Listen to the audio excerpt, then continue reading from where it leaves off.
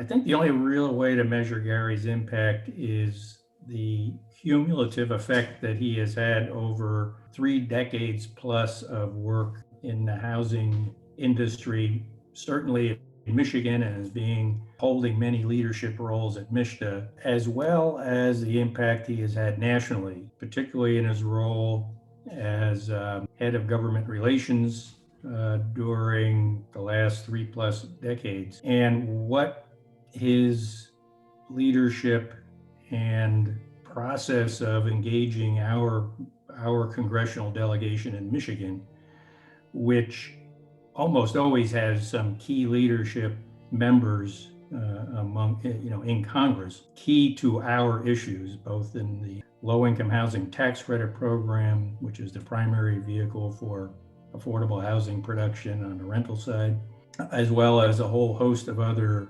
important federal programs that support affordable housing and community development. And Gary, he's got to be unique in all the states for having such a long tenure and such a significant impact. I mean, to call him the kind of godfather of government relations at state housing finance agencies, I don't think would be a stretch. He's looked upon nationally as someone who knows how to develop a successful advocacy campaign for our issues and to execute it. And he's done that consistently during his tenure at MISTA. And, we tend to be somewhat focused on what does it mean to the state of Michigan, but I think another way to consider his impact is what he's done nationally for the good of affordable housing in the entire country. Not that that was the primary focus of his work, but if you do one well, the ability for us to do things well in the state will be successful also. And Gary has always had a remarkable ability to be able to connect with our members on a lot of very technical and arcane issues surrounding our programs and garner bipartisan support for the things we're working on at a national level. And then certainly within the state, both as director of MISTA and in his role as the head of legislative affairs and policy, he has just the most significant set of relationships of anybody I know in this arena. And he's maintained them over the years, and as members have changed, he's been able to garner support from new members and old timers alike. And he's very trusted and respected, and that's a big part of why he's successful.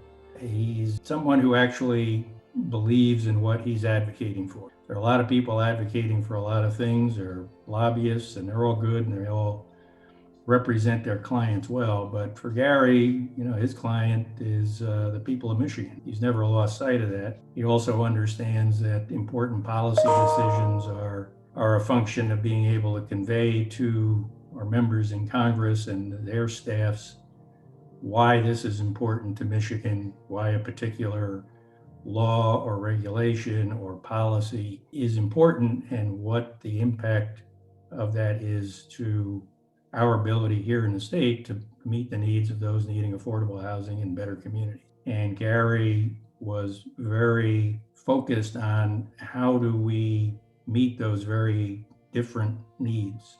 Developing affordable housing in the Upper Peninsula is a lot different than in Benton Harbor or Grand Rapids or Detroit. Frankly, 30 years ago, we were not doing a very good job of meeting the needs in the rural parts of our state, particularly the northern regions of our state. Gary was very important to kind of developing the game plan and the policies that would allow us to now be one of the states, I think, that helps meet the needs of affordable housing in rural areas as well as any state in the country. A lot of that was just legwork that Gary was able to do, building consensus among policymakers in the state and legislators within the state to develop programs that would allow us to more successfully provide affordable housing in those rural areas. That's a big part of his legacy. I'd say the other big part is work for policies that directly affected our ability to meet the needs of the homeless population and develop a comprehensive statewide supportive housing program that really today is quite remarkable. So all those things, while Gary wasn't the only reason those were successful, without support on a policy level from the legislature, certainly from the federal government, none of those things would be able to be achieved. And it was Gary's planning, diligence, hard work, and relationships that really allowed the state to move forward in those very important areas.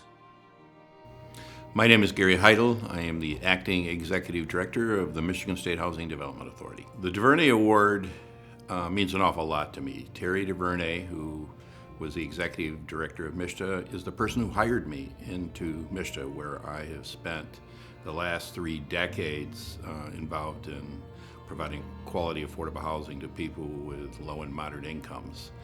He was my mentor. He taught me how to be a leader. He was just an incredible person. I mean, everybody who knew him was just amazed at his ability. It's like Terry could get people to see his vision without him actually telling him that. And you would do things without you being told to do them because you so much aligned with his thinking and his feelings and what he wanted to do to help people. It was an incredible experience working for him and learning from him. And it really made me the kind of person I am today. I come from Flint, Michigan.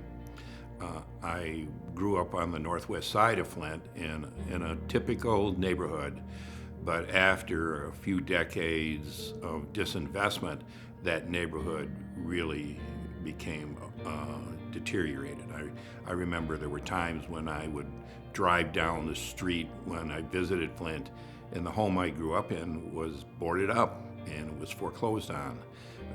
And it really has an impact on you when the place you grew up is not the same place it is later in life. And so started working for MSHDA, and those kinds of life experiences really allowed me to do something about it and not just let it happen. So I would remember those kinds of things and the way they were, and what did we need to do to really make neighborhoods like that more livable and to help people who live there. So Terry helped get me started and helped me to really give purpose to my life and the kinds of things I was doing.